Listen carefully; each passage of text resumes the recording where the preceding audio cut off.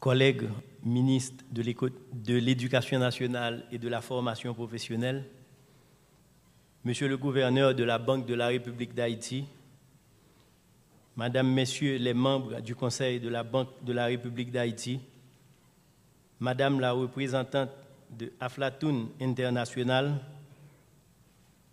Mesdames, Messieurs les représentants des partenaires techniques et financiers d'Haïti, Mesdames, Messieurs les membres de la Commission nationale pour l'inclusion financière, Mesdames, Messieurs les hauts cadres de l'administration publique, Mesdames, Messieurs les cadres de la Banque de la République d'Haïti, Mesdames, Messieurs les représentants de la société civile, chers tous en vos titres, rangs et qualités,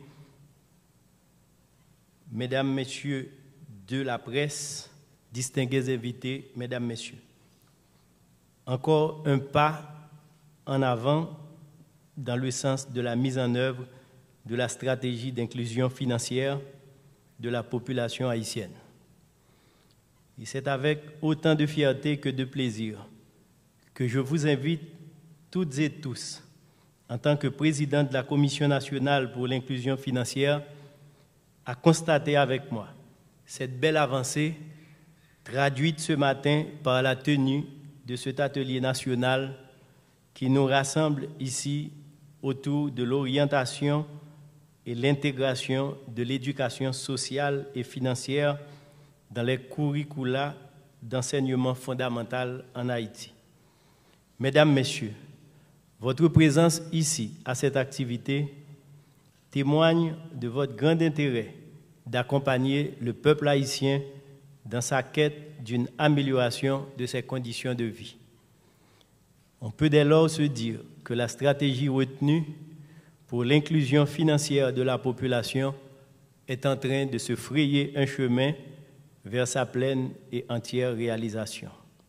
Cet atelier arrive donc à point nommé, à un moment où il s'avère plus que jamais impératif de donner aux couches les plus vulnérables de nos communautés de nouvelles raisons d'espérer. Aussi, voudrais-je d'abord saluer le travail combien méritoire et louable de la Banque de la République d'Haïti, maître d'œuvre délégué de cette stratégie nationale d'inclusion financière à travers ses cadres. Votre persévérance, votre détermination dans l'exécution de vos tâches ont permis d'avancer suivant les actes retenus pour l'éducation et l'inclusion financière, sociale et économique des Haïtiennes et des Haïtiens.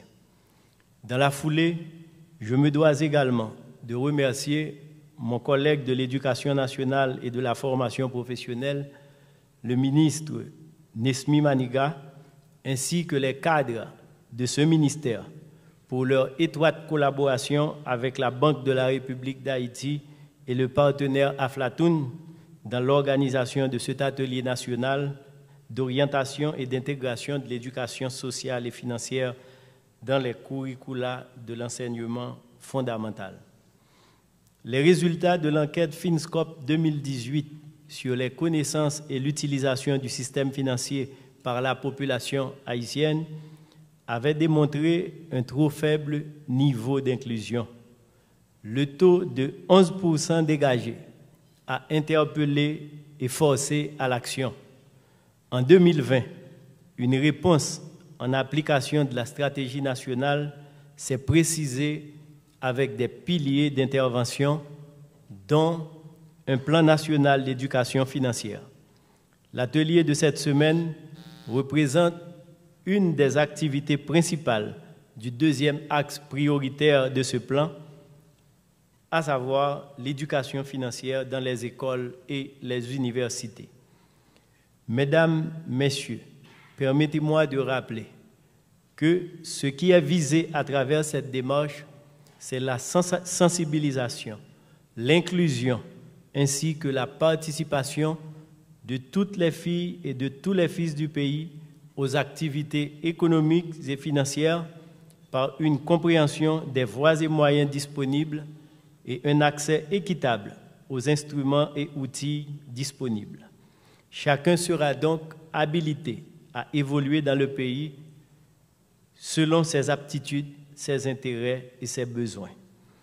La communauté de praticiens du système doit se mettre à disposition pour aider à inventorier, vérifier et formaliser les outils et capacités du système éducatif. À ce carrefour, je voudrais renouveler l'engagement du ministère de l'Économie et des Finances ainsi que la disponibilité de ses cadres et de ses services pour la pleine et entière réussite de ce projet. L'enseignement formel représente donc une fenêtre d'opportunité pour les concitoyennes et concitoyens qui, dès leur plus jeune âge, pourront développer une culture financière, une curiosité pour les chiffres en lien avec l'économie, les finances en général, les finances publiques du pays en particulier, et une certaine capacité de faire de bons choix, tant individuels que collectifs. Ce faisant, chaque élève sera en mesure de comprendre la nécessité de gagner de l'argent, de prévoir et de rationaliser ses dépenses, de réaliser des épargnes, tout en pensant aux risques qui pourraient menacer ses avoirs. Le concept assurance, pour mitiger les risques liés aux chocs de tous ordres, y compris la maladie et l'invalidité, doit être aussi pris en compte dans l'éducation de nos concitoyennes et concitoyens. L'idée de solidarité et de participation avec l'État doit devenir un sentiment, un réflexe naturel chez les Haïtiens et Haïtiennes, pas simplement pour le paiement des impôts et redevances justes et légales requises par l'accomplissement du devoir fiscal, mais surtout par la conscience et la loyauté qui doivent conduire naturellement à la reddition de comptes, à la fourniture réelle de services, à la protection des droits du consommateur à tous les niveaux et dans toutes les sphères d'activité. Il est évident que le secteur éducatif travaille à recadrer, réorienter ses actions visant à la formation et l'éducation de nos jeunes et moins jeunes. Pour cela, les instituteurs, les professeurs, les enseignants, depuis le préscolaire jusqu'à l'université, devront être capables, en plus des moments d'apprentissage dédiés, de promouvoir chez leurs élèves, étudiants et étudiantes, cet intérêt de contribuer en toute connaissance de cause à la vie économique et financière nationale. À l'agenda de cet atelier, il est prévu la mise en place de nouveaux comités nationaux pour le suivi de l'intégration de l'éducation sociale et financière. Ce comité ne devra pas être un comité de plus, mais doit être considéré comme le mécanisme nécessaire au suivi des détails en lien avec cette intégration, cette adaptation à notre contexte national d'une éducation sociale et financière destinée à combler le fossé en termes d'inclusion financière et atteindre les objectifs d'équité et d'accessibilité fixés. L'atelier de cette semaine renforce, s'il en est besoin, l'engagement de l'État haïtien dans la concrétisation d'une vision à moyen terme d'inclure la population dans les activités économiques du pays.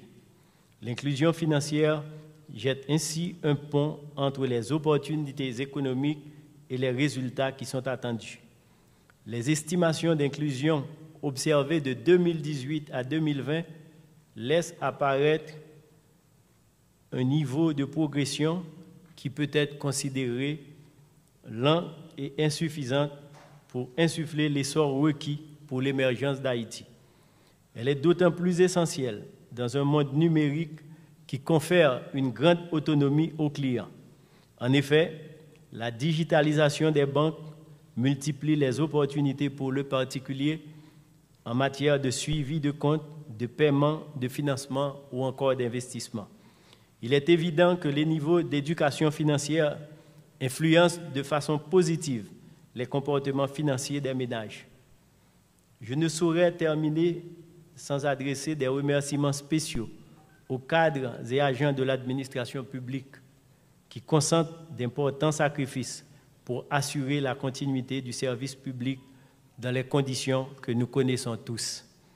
Aux différents partenaires du comité de pilotage, notamment l'USAID, ainsi que chacun des membres du comité, j'exprime ma gratitude pour la qualité de la collaboration. Si nous sommes ici à cette nouvelle étape, c'est grâce à votre professionnalisme et à vos compétences. Et nous avons une obligation d'avancer ensemble, chaque jour un peu plus, jusqu'à l'insertion totale de notre population dans le paysage financier et économique national. Nous pouvons le faire, nous devons le faire et nous allons le faire tous ensemble. À vous tous, cadres techniques, experts, observateurs, je souhaite de fructueux travaux. Je vous remercie.